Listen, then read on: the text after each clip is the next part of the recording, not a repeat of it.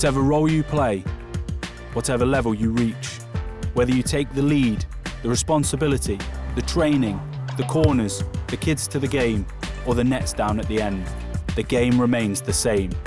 It's the standards you set that make the difference. Accredited leagues and clubs lead by example, raise the bar, and fly the flag of respect and diversity for football in England. From the first time to the first team, from the boardroom to the changing room, from early morning pickups to last-minute winners, greatness isn't just earned by action on the pitch, but by the work, standards and spirit of it. Built to last, made by you. When you're accredited, you're not just part of it, you're the beating heart of it.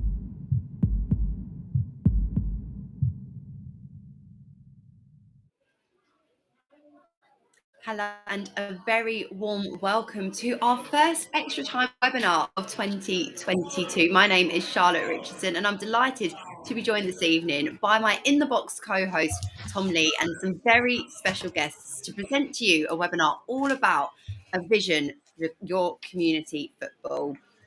Yes, good evening everyone. It's great to be back and sorry that we haven't been with you the first 2 months of the year, but myself and Charlotte, we've been on the road delivering In The Box and behind the scenes getting ready a load of content to help your league and your club truly be the best you can be.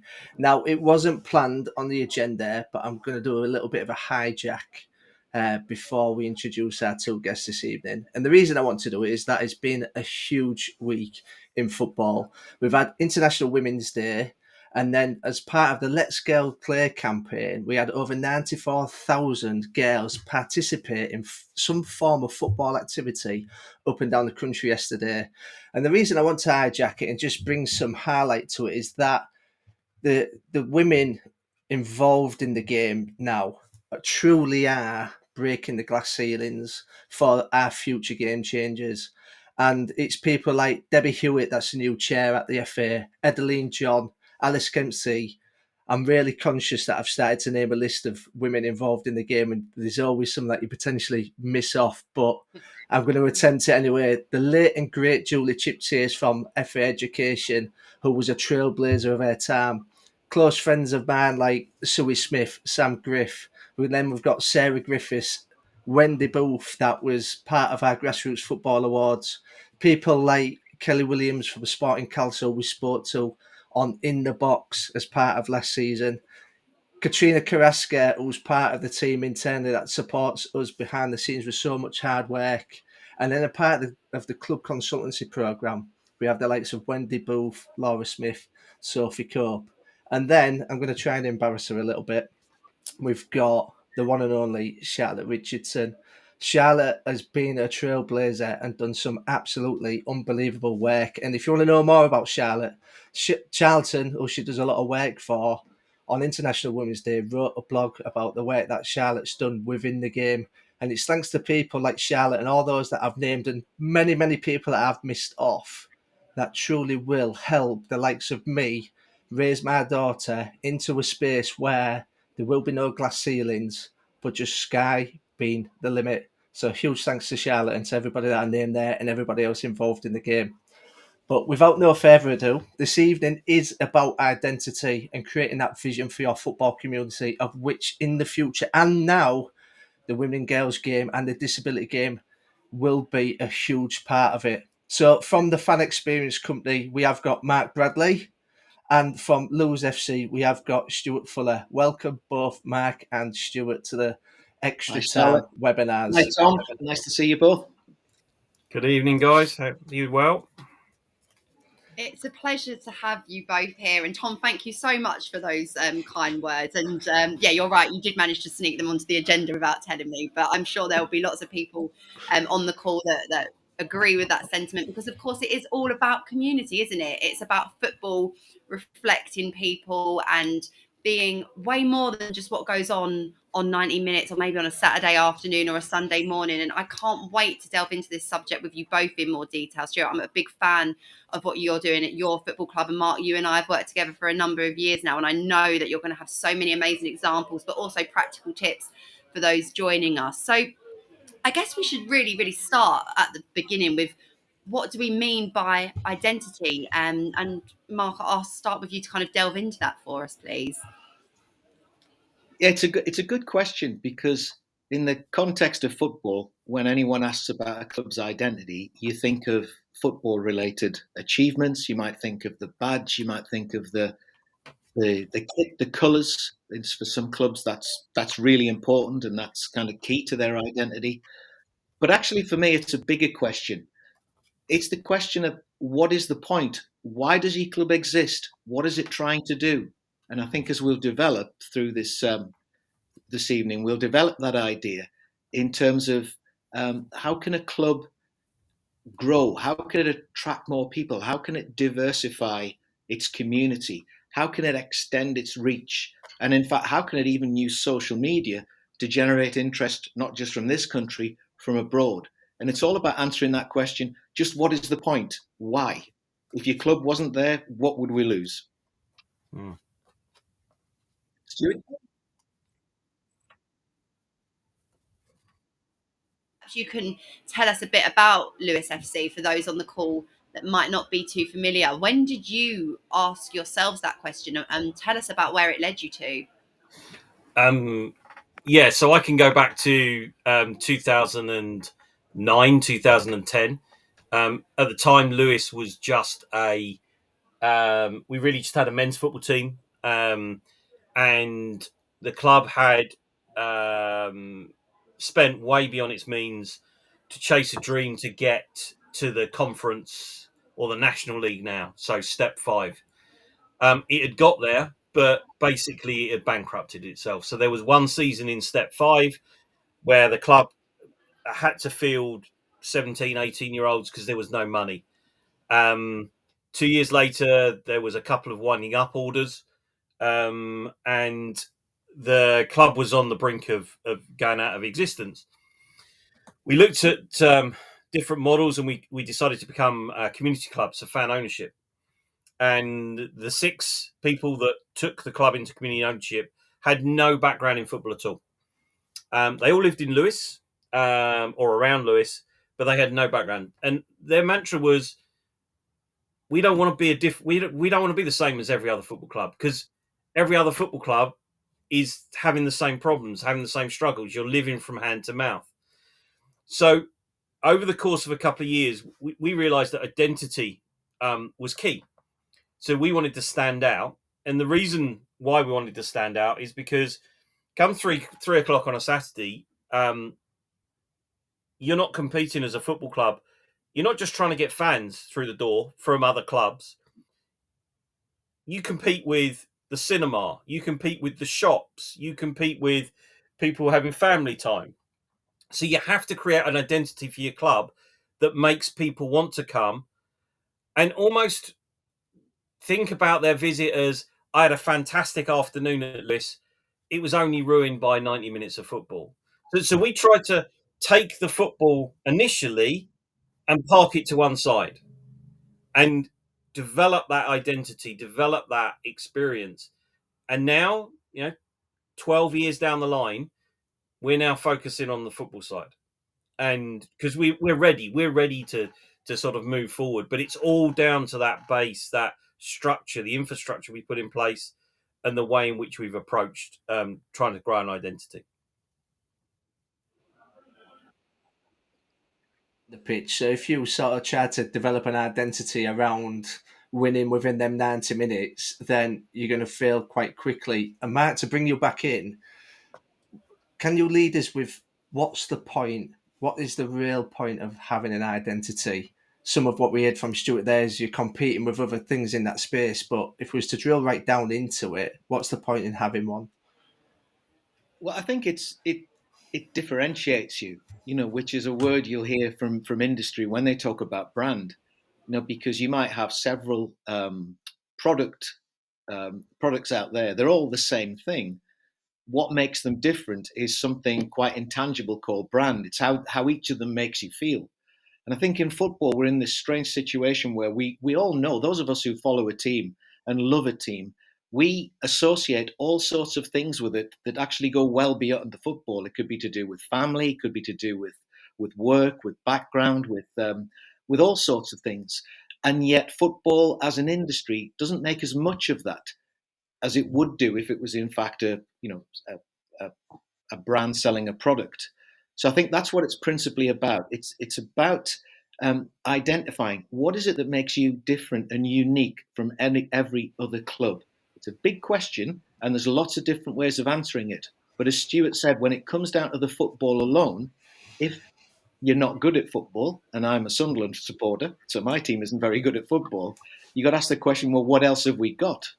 And I think that's really important, especially for the communities that we're talking to this evening. You might be a club, you might just have one Sunday afternoon team, and you might have 3 people that come and see you. Or you might be a club that has lots of girls' teams going through the pathway. You might have disabled football. You might have walking football. People, if they see you as more than a football club, and they see themselves as buying into something more than that, then that does something really important. It actually opens up your ability not just to target people interested in football, but actually target the wider community. So I think that's the big opportunity here. It's a huge opportunity, Mark, and it leads quite nicely into a question I wanted to ask you, Stuart, but also to remind everyone that is on the call joining us live that you can ask both Mark and Stuart a question as well. Please do make the most of our chat function, and hello to Lisa from Shropshire who's already posted. Mark makes the point about different traits, and obviously Stuart, Lewes stands out from being a fan-owned football club, which is quite unique. But I know full well, because I've been down to the Dripping Pan myself, I've enjoyed a matchday experience there, I follow you on social media. There's lots of other components and lots of other traits that form your club identity. Do you mind sharing some of those with us? Yeah, sure. So our core mantra is that we want to be playing on we want to be an exemplary football club playing on the biggest possible stage, and we use football as a means for trying to change, make things better for the world, social good. So some of the examples of that are we've been absolutely at the forefront of trying to push for equalisation of prize money, so men's and women's football. We have a very strong outreach program into local community groups. So we have a program called Sisterships, where we look at women's groups around the local area and we try and bring them into the club. So we recently did some work with Rise, that's a charity in Sussex to do with domestic abuse, and trying to encourage some of the people they help to come to football, to understand football, and to really sort of and to see how football and networking can really change that. We have within our ground we have a community garden. So we've allocated some space, and it's open to the local community. One of our players, a guy called Bradley Pritchard, ex-Charlton, ex-Leyton Orient, he actually runs the community garden within the Dripping Pan. And the idea being is it's about teaching some of the locals how to grow their own fruit and vegetables, but actually giving them access to the tools and some of the shared facilities. We've been very outspoken on gambling ads in football. That's one of our hot topics. And again, this is just something that we will constantly try and use football as a vehicle to change things. Quite well established in the things that you're doing, and you're obviously expanding now into areas such as that you're really passionate about, where your identity can really have a good force and positive impact for change. Mark, when we're looking at the opportunity for clubs, because we'll be joined on the call this evening by clubs of various sizes. So if we look at the accreditation for 1-star accredited clubs that might have a single adult team that play on a Saturday or Sunday afternoon, or a girls team that play on a Saturday morning, for example, right through to our 3-star accredited clubs that now have over 50, some of them have 100 teams now. What's the opportunity for clubs on the different size of scale? and how can we bring to life why identity is important regardless of your size and the impact it can have on your community? Well, as I said before, it's your promotion. It's what people hear about. If all people hear about is the football, then you're only ever going to be able to target people who come from that world. And that's the question. The first question I've got here: why should we care? I mean, that's what you have to think about. If people are out there, why should they come to you? Now, primarily, yes, it is the football, but then that makes you the same as everyone else. So it's about my starting point. I would say, apart from the vision, and we've talked about having a vision, and we saw what Stuart and his colleagues at Lewes have got, is then to understand, well, what are our beliefs, what are our values, what kind of characterizes us as a group of people, what do we believe in, what's important to us. And I think for a very, very small club, that's a great starting point, because if you can identify what the 3 or 4 people who are running that club actually believe in, what is it that motivates them, what are they obsessed about, what are they really interested in, then that's the starting point. That will start to give clues in terms of the direction they may go. And as I say, if you can understand what makes your club special, and you've got a very strong set of values rather, then the match day is your opportunity to demonstrate that. And when I talk about the match day, we're talking about the website or Facebook, social media, whatever you use to promote yourself to your community. And then everything that happens on the match day, all of the different touch points that we refer to in our work, from finding out about the game to turning up to either arriving on your bike, public transport, in the car, enjoying the social club, meeting other people, etc., etc. And I think it's important that we recognize that the world is changing out there. The little target diagram we've got on this little slide, highlights the fact that if all we do is remain as a football club, then all we'll reach out to is those attending fans. But the more we're able to flex our identity, the more we're able to show what makes our club unique, then initially you start to get back people who maybe lost faith with the club for whatever reason. You've got people who just don't attend but follow football. They start to wonder what the fuss is about and start to turn up. You've got new people to the sport who think something special is going on. And as I'll demonstrate a little later on, you have the wider community, and it's even possible to have an international fan base. I mean, I'm sure Stuart can comment on that. He may even be able to give you, a number as to how many members Lewes have who are actually based outside of the UK. So I think that's important. We'll come back to that one. And I think if you do that, then as you grow and as you move forward, if you're a small club, you're part of a wider community. So the opportunities for that wider community to work together, to understand what the values are that connect everybody together. And I think that way you can take a football club and you can turn it into a community hub.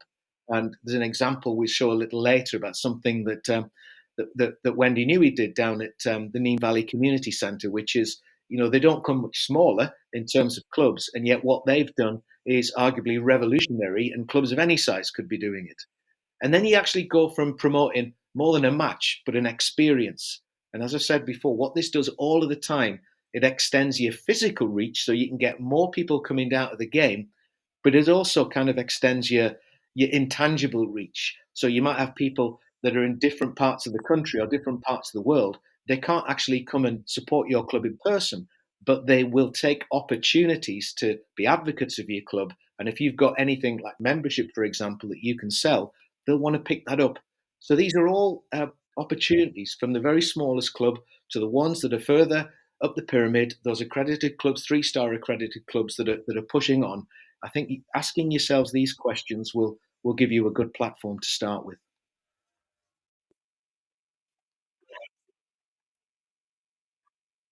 Day, not necessarily just being that physical experience. It's those touch points online and so on. And Stuart, with your experience at Lewes, obviously it does go hand in hand. Doing all of these things and asking yourself these questions reaps rewards, because I know you've got an incredible attendance recently against Worthing, and as Mark alluded to, with everything you've built with your club identity, both offline and online, you can now boast of having an international fan base. So can you tell us a little bit about the rewards of all of your hard work and identity, and how it is now beginning to infiltrate to sort of success in the ways that football clubs need to be sustainable? Yeah, and the first point I'd make is that it costs nothing to think differently. And again, I think that's a really important thing. So I've worked with a number of clubs a long way down the pyramid, down to sort of like step 7 in the non-league game, about how they can just do things differently. And what we did, I wouldn't say it was revolutionary. Even starting off with the concept of match posters, and literally going around the town centre and putting match posters up in every shop window and trying to get that buy-in. But what we've really done now is we actually now have thanks to a lot of the inspiration of Mark, we have a fan engagement employee. So someone who is employed by the club, and their job is to drive attendances, and they spend their time there in at local schools. So they'll go in with a player, so maybe a men's player or a women's player. They'll do assemblies that we give away, lots of free giveaways. We're lucky enough to have good partnerships with some bigger companies that can help us with that. But we last Saturday we had 2,347 people in the ground to watch a game against Worthing. So that's we believe it's the highest ever attendance that's been at our ground. There's no records prior to 1948, so it's difficult to comprehend. But part of that is about local marketing. Part of that is about using social media really well. So we have an online ticket platform, so people can buy tickets for any one of our games. You could buy last game of the season tickets now. We've had it up all season. But what that does, it enables us to communicate with our fans. So on Saturday, we knew we was going to get a massive crowd. We were able to communicate in advance. People who had bought tickets through Worthing's website was able to say, okay, use the entrance at the far end. We've put food and drink on down there, and to really think about the experiences. I'm a fan coming to your ground for the first time. What do I expect? What do I need to know? And through that's how we start communicating. So we use social media, huge amounts of social media, to try and build awareness, to try and build, something that people want to be part of. And through our ownership, so we have 2,400 owners of our club. We've recently launched an app for owners that allows them to vote on certain things. So they'll vote on the player of the month. They may vote. We gave them the opportunity to vote for our new home shirt, which they did. And for owners, you can watch our games that aren't at 3:00 on a Saturday live. So we stream every game that isn't 3:00 on a Saturday, and they can watch it, on my phone. So this Sunday, I'm away this Sunday, but I can watch our game against Crystal Palace through the app on my phone. So it's about bringing value constantly, but it's also about trying to include every part of your community. So we've got owners, we've got the local community, we've got overseas fans, just all trying to give them something that makes them feel part of the club and part of their club.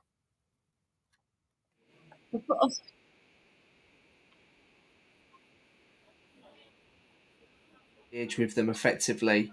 So if we're talking about grassroots football, it tends to be the parents of the players, it might be the grandparent, it might be the cousin, or it might be a sibling.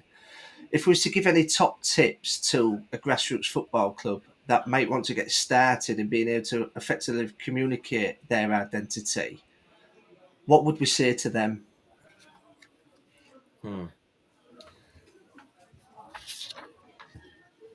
That's an interesting one. I think it's important that the club stands for something. So I think it's very important that again, creating these 2 or 3 values, and making sure that the club and everyone around the club really lives by those values is very important. But also just regular communication. Social media is a fantastic tool if used in the right way. So the ability for clubs to use social media in a really strong and positive manner, will bring benefit. There's no doubt. And you're competing again, for a grassroots club that's just starting, maybe, even a club playing on a Sunday, there is a huge competitive landscape out there.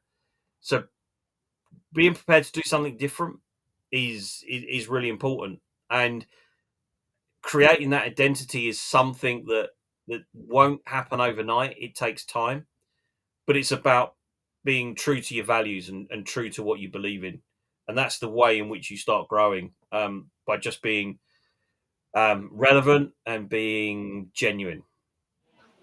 Solid advice there, and Lewis is both of those things. I just wanted to ask you quickly.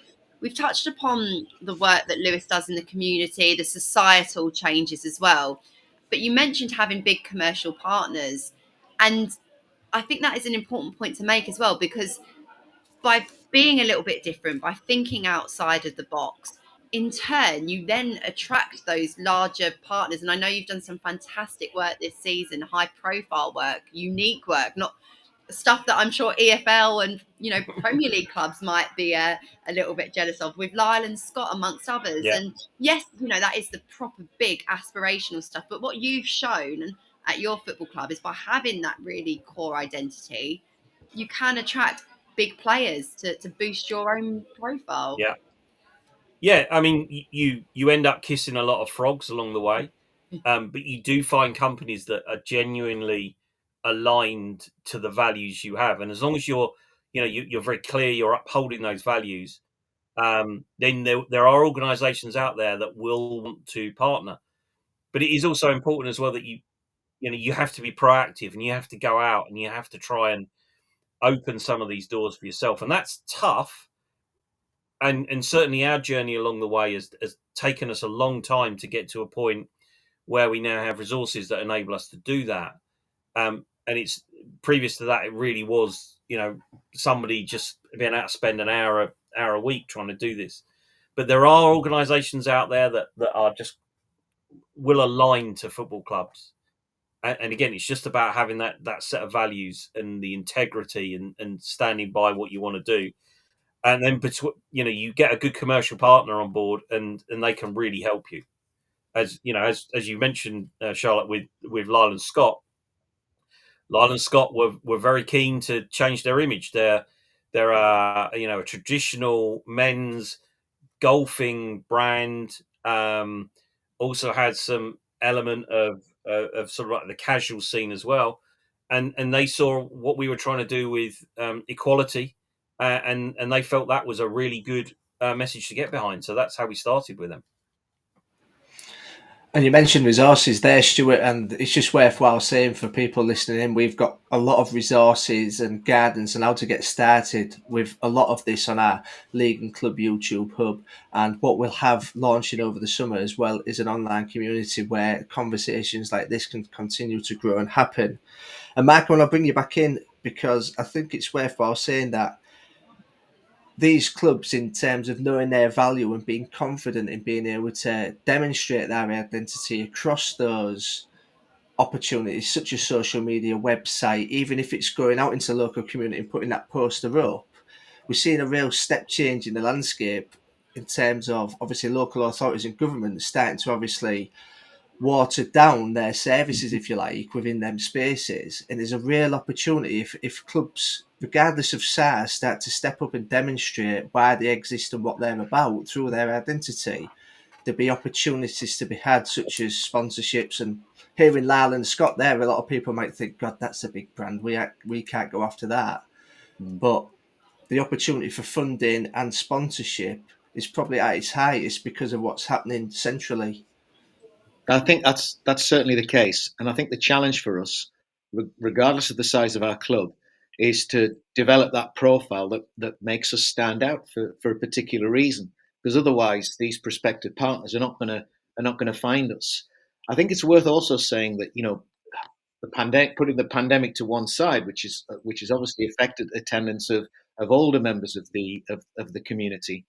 There are other changes that have been going on for some time, which present clubs of any size with opportunities. And one of them is the fact that a lot more people now are commuting further. So instead of living in big cities, they're moving out to some of the towns, some of the villages, and that then gives opportunities for the clubs in that part of the world, in those villages, in those towns, in those outlying areas, to not make assumptions that people know they're there, to actually, think about things like the posters that Stuart's talked about. If you're not doing that, they won't know you're there. I think there's something else I wanted to add at this point, which again I think is important for that club that wants to be seen as different, that wants to be able to reach out to those people who ordinarily wouldn't connect with, regardless of whether they're potential fans or potential partners. And that's purpose. And I think it's an option. There was a very clear vision shown by Stuart before for Lewes, but by purpose, I mean a social purpose. We heard Stuart mention making lives better, or words to that effect. Any club of any size can do that. Clearly, through football, we're making lives better in terms of fitness and health. But there are other ways we can do it. And, we work across Europe. It tends to be in developing football nations like Estonia and Moldova. And in Moldova, animal welfare is a particular challenge, as it has been for many former Soviet countries, where there's been extreme poverty. And of course, in situations like that, it's often animals, dogs, cats that bear the brunt of this. So what Moldova did, a couple of the clubs in the Moldovan League have actually picked up on the idea of animal welfare. And so they've got individual players associating themselves and raising money for different shelters. Now, it's not a big leap to make to the impact that Marcus Rashford has had, and people like Juan Mata with his Common Goal initiative, that people are now beginning to look at football not just as a national sport, but as Tom said before, with government getting smaller and investment in public services reducing, football is seen, and I see it having the opportunity to step forward. There are so many social purposes, wider purposes, different purposes, but ways that we can make lives better. And I think that for some clubs, that is actually going to be a really good way of standing out among the others. Yeah, really good advice there. And my next question is around the Buttercup meeting room. Yes. Tell us more. Well, look, I mean, if I was out there in Clubland and I was watching this podcast tonight, this show tonight, I'd be thinking, well, look, there's me. I've got a tiny club, got no resources. What can I do? And it's very illustrative. The fact is, the best thing I've ever seen, and bearing in mind, that we work at every level of the game, from international, to grassroots. The best thing I ever saw were these two examples from Neen Valley Community Centre that I trailed before. It's not true. Wendy's not sending me any money for this. It's something I actually saw when doing some research just 2 or 3 years ago. I went to see Wendy down at Neen Valley Community Centre, and you could even argue that if you start along that path, where we're going to be more than a football club, you can actually go so far along that actually people forget the football and see you as something else. And if you have a really strong purpose, like Neen Valley Community Centre has, it's to look after its local community, a community that don't have plenty of life chances, that do have a significant number of opportunities. There's a lot of single parent families. And so what they've done, they've evolved very quickly into a community service, which happens to deliver football. And my personal vision for the future is that that's what will happen with the game. We will become community organizations that happen to deliver football. It's maybe a long way down there in the future, but these are just two examples of what they do down there. The meeting room is something that is rented out to the local NHS. And when I was talking to Wendy 3 years ago, it was generating significant 5-figure sums every year. Now, ordinarily, they would be the changing rooms, but they're only used when football is being played. What about all the other times when they're not being used? So for a club with a facility that's not being used 100% of the time, this is not just a good way of showing you what you stand for and why you're special and why you're different, but actually it's a commercial asset because it brings money in for you. And the other thing that you'd seen on that photograph there was just how well stocked the washrooms are, and particularly for women. I mean, as we know, women are disadvantaged. There is a poverty inherent in the fact that you're a woman in this country, and in fact in every country in the world.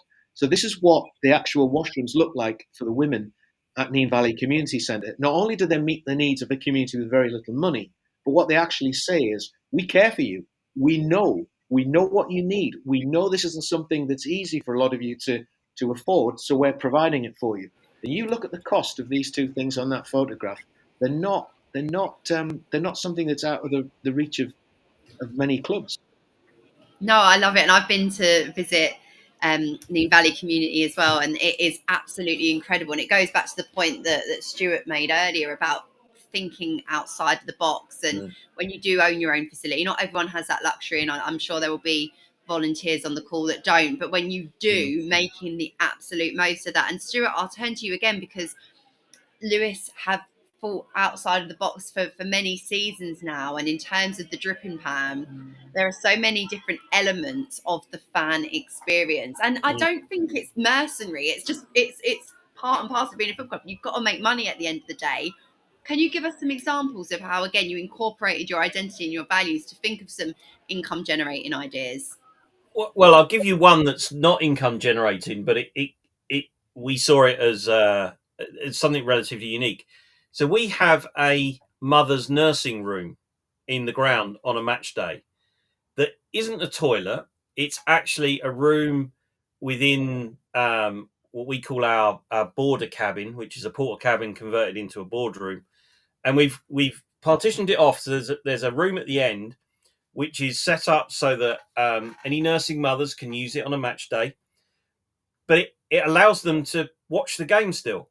So for us, because it was like, you don't want to shut people away in a room or a toilet, and so we decided, hang on a minute, this is an approach we can take. And so, similar to the story about the Neen Valley community group, and this is how we just saw it, and we just thought, hang on a minute, that's something that we can really get involved in. But if you think about revenue or generating revenue off these things, we've had our mental health team that's been around for quite a long time, and they're now a key part of the club. We've got our vets team that not only generates income for the club, but also is they do their own events, and they raise money for the club in that way. But we're constantly looking at ways in which we can really engage with that community and bring things in. So again, our facilities, we're a football club.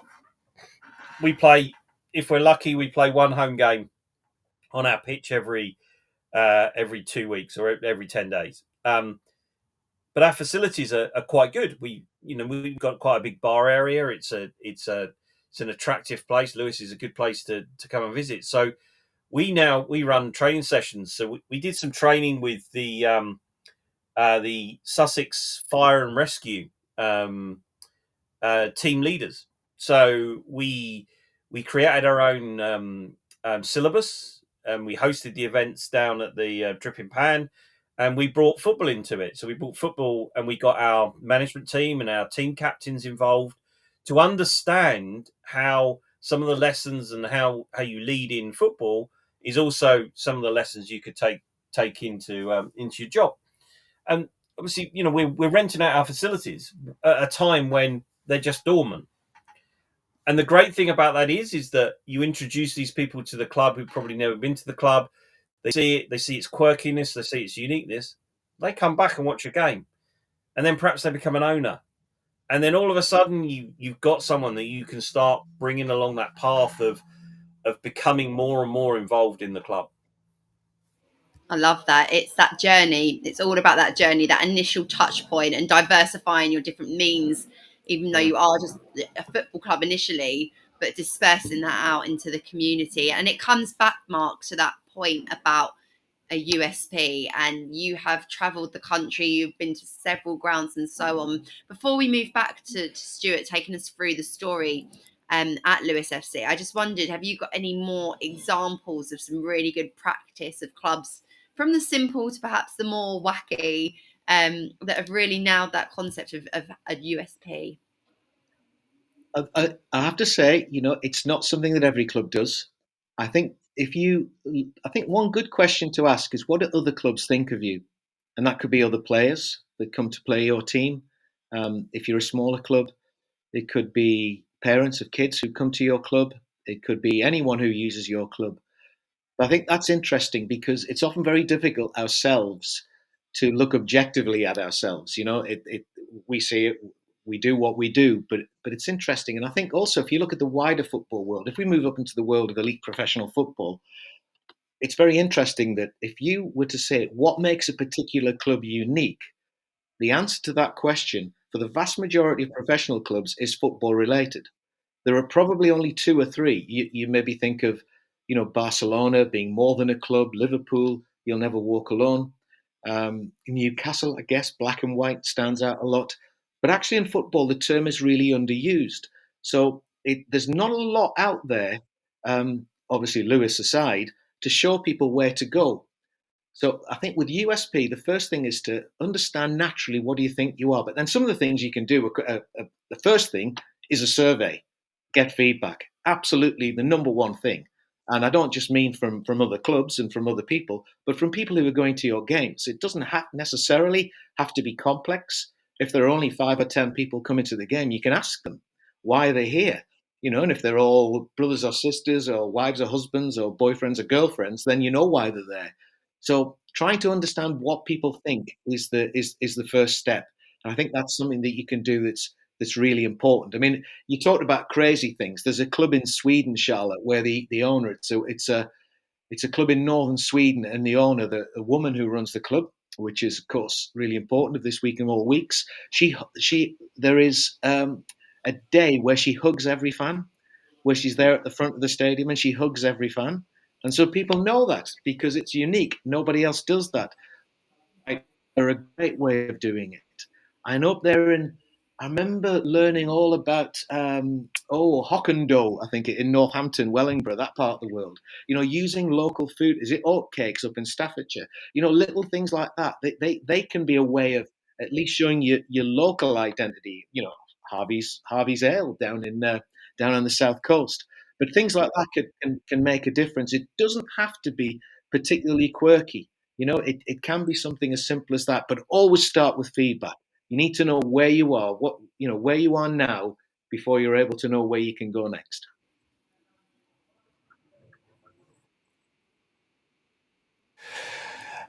Stuart, can you take us through now?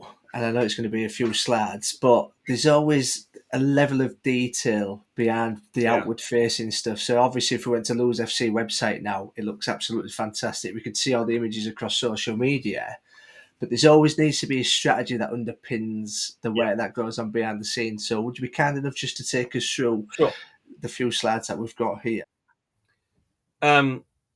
Absolutely. So we've got a strategic vision for Lewes. It's a 3 to 5 year plan that we review every year. Our real focus is being more than a football club. So we've made that point, and so what we did is the way we run the club is we run it in 5 pillars, and each of which has got its own strategic objective. So we have one pillar that looks at what we call our house in order, which is all about our facilities, and they will have objectives around creating a much better pitch, upgrading our toilets, all things like that we that we'll try and look at doing. We'll have one which is about financial sustainability. So how do we make? We're stewards at the club. At some point, we have to step away. There's only a term limit to how long we can be on the board for. So we have to create something that's financially sustainable. Quality winning football is the third one. Really important for us to build something that people want to watch and enjoy watching. And, we're doing a good job in that area. Then we have our impact on the world. So what we're doing in terms of campaigning and what we're doing in terms of, where we sit and what we want to be known as. But the final one is related to a saying that Mark knows that I say frequently, which is you need to get big, you need to get niche, or you need to get out. And I've tried to allude through this through the discussions tonight, but every club can get niche. Every club can do something different, and so a couple of really um, examples that are on the screen there. Our food. So again, very similar to what Mark said. Local produce. We use local produce. All our beer is sourced from breweries that are within 20 miles of our club, and we're very lucky these days because there are so many craft breweries out there. But it gives them an opportunity, so we showcase what they do. We have our famous beach huts. These were originally created as an April Fool's joke. They are standard garden sheds. I think they cost us about £300 each. We put them in 5 years ago. They paid for themselves within 3 weeks. For one of those, for a game, is £99 for 6 people, and you get a free drink as well. So we make very little money, essentially, but it's about the experience again. But to us, this fan and community engagement is key. So if we go on to the next slide, then what I can do is I'll start talking you through the core pillars. So part of our strategy is each of the 5 pillars has its own individual goals. So what I've done in this part is I've just focused down on the fan and engagement, which we call FanCom. So if we skip forward, I think 2 slides. So this is our objective number 1, which is around listening to, supporting, and giving a voice to our communities. So we want to be an active part of what our community is. We want to be at the heart of the community, and community is at the heart of the club. So what we do is we have a very clear what. So what do we mean by that? How do we measure success, and what are the actions we're taking? So this could be something like local food bank drives. So we're very fortunate in Lewes. There's a very active social responsibility movement, and there's often food drives at the local supermarkets, and we always staff those up. And whether that is the players in their kit, the directors in fancy dresses we've done, but we'll be there come rain or shine. We open up our facilities. So one really good example during COVID, we had a local operatic society who needed a space where they could practice, but they needed a space where they could practice in a socially distanced way. So they came to us, and they used our terracing, and it worked perfectly. In fact, they were so good that we actually invited them to sing before a game just before Christmas. Obviously, with social distancing disappeared, and they went down fantastically. So this is goal number 1. If we go on to the next slide, so some of the real keyness is about that fan experience, and it's about making it the best enjoyable match day experience for all.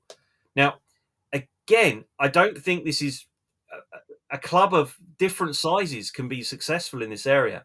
And to us, this is about understanding your audience. And Mark said about doing a survey. That's exactly what we did. We understood what fans wanted.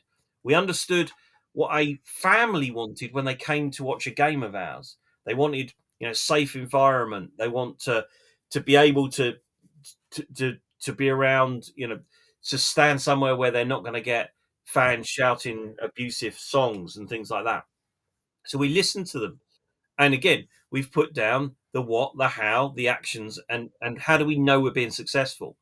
Now, interestingly, one of the ways in which you've been successful is you can monitor crowds. And that little chart there, that shows our crowds. So the orange line is our men's crowd, which, as you can see, has jumped up massively this year. Part of the reason behind that was there was an upward trend. Then COVID happened, so it went down because we were limited by capacity. But now it's gone up significantly. Exactly the same with our women's game. We played for a season without any fans at all, and yet what we've seen is a huge jump come back. And we use flash special offers. So the example there is, the Friday night before a game, we use social media and said, look, anyone who signs up for a ticket by 10 o'clock tonight gets a free beer or a free soft drink. And again, you'll see 40 or 50 people sign up because it's cheap to buy a ticket in advance. Plus, they're also getting a drink. And so for us, we've used social media in a really, really strong way to drive that match day experience. And then finally, the sort of the third goal that we have in this area and the detail behind that. So next slide, please. Is that aspirational? To be aspirational, to really, really find people that want to be aligned with us. And by people, that's an individual, that's a group, that's a collective, that's a company. And again, what we find is that we've just improved that match day experience. The players are more accessible to the fans. We've made sure that the directors are more accessible. The directors are out in the community doing work in the community as well.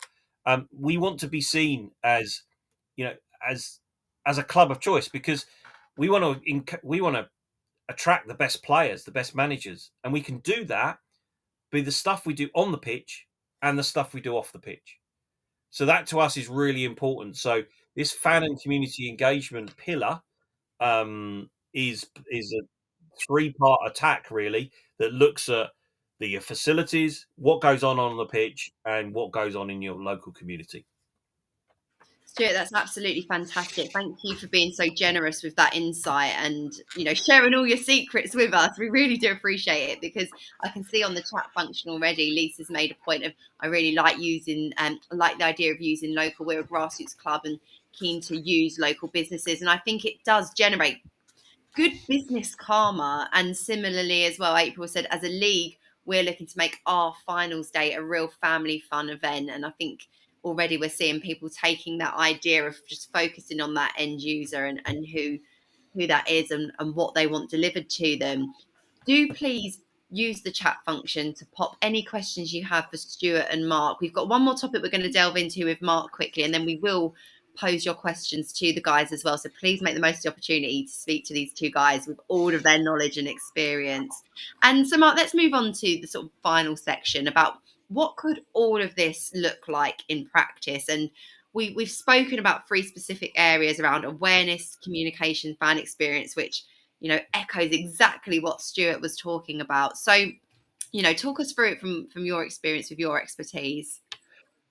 I think that we're always guilty of making assumptions in football. A good example is the football club website.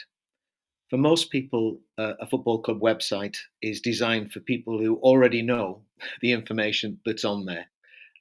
If you're a football club website, you should be a landing page. You should be effectively an FAQ so people can understand all about you as a club.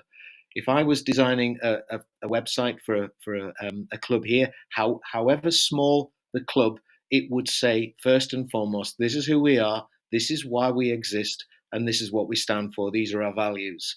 And then to start talking about what the club does. I think that's really, really important.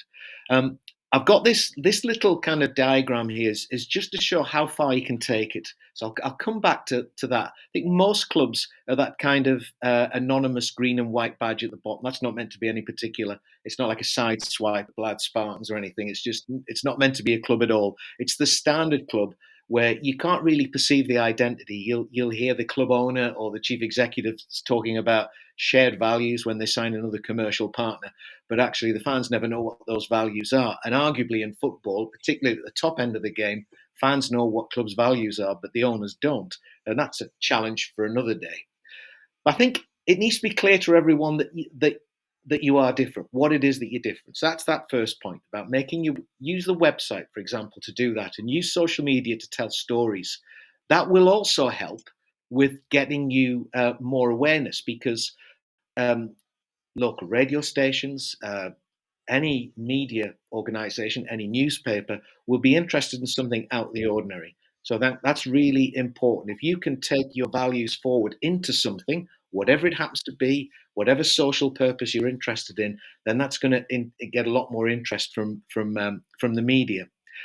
it's got to be reflected in your fan experiences. We talked about food before. We haven't really talked about the warmth of welcome. That's probably key. Do the people that are working at your club on a match day, so volunteers, the people who are there, do they buy into your values? There is a club, the Bury AFC, the Phoenix Club of Bury, that have started at whatever level it is now up in the northwest. The first thing they did was actually decide on their values. And it's easy to come up with values and then just stick them on the wall in a poster and forget about them. But what they did up in Bury was to recruit the manager. So Andy Welsh joined that club on the basis of his fit, his personal fit with the club's values. So I think that's really, really important. Other things about fan experience, I've talked about the food, we've talked about the warmth of the welcome. Think about engaging different groups. What could you do with kids, for example? We've seen some clubs do bingo cards, which have things on to help the youngest kids understand what's happening, so the kids can tick off an offside or a corner or a booking. And for the bigger clubs, if there's a mascot, there's a dog on the pitch, they can tick that one off as well. But why not use those little things to introduce the younger fans at your club to your values? Ask them to spot things on a piece of paper that are actually demonstrations of your values coming to life. And then, last but not least, driven by feedback. The big thing I would ask you to think about is not to measure the success of this and the work that you're doing in terms of actual figures, in terms of specific attendances, because we know there are so many different variables that can affect them. One thing you should be looking at is advocacy. So advocacy from the people who are coming to your games. And that can be a simple question of how valued did you feel? How strongly would you recommend us? And it's very easy now. It's really easy to be able to put together a little SurveyMonkey link, put it on your website, but easier still just to ask people. So I think that for me is the big thing. Use advocacy as your measure of success and you won't go far wrong. I really like that point, because it's something in previous support that I've given around the marketing and comms side of running a football club as well. The metrics of success don't always have to necessarily be X amount of income generated or X amount of new followers. Sometimes it's about treating those that you do have really, really well. And I'm really conscious with our accredited football clubs. Mark, you made the point.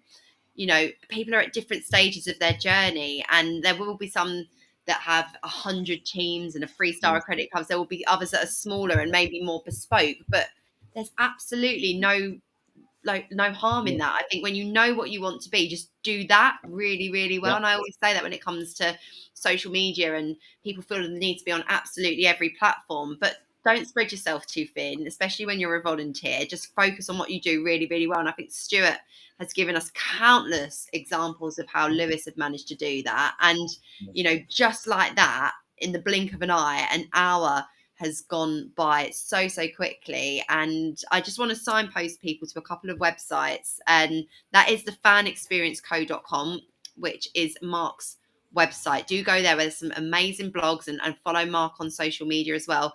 And do go and check out the Lewes FC website. Follow them on social media for just seeing their posters alone that they do for match days, talking about creativity and so on. And I know I certainly will be. And I think thank you both so much for giving up your time, and like I say, just so generously sharing that expertise with us. I know that I certainly have taken a lot away from it, and I'm sure everyone that's joined us has as well. Yeah, definitely huge thanks to both Mark and Stuart. Like I say, go check them out there. From ourselves at the FA as part of the club programme, where we've got a bit of a top tips VT that we're going to play out towards the end. But if you really want to get started with your identity after watching this VT, you've not really explored it too much before, at englandfootball.com/accredited, on there is some development plans with some templates in there that'll just start to get you to think about what is your vision and mission for your club, what's your club ethos, what's the culture, and do you display them values both on and off the pitch, because both of them, regardless of size, are just as important as one another. Until next time, many thanks from myself and Charlotte, and we'll see you on the next one.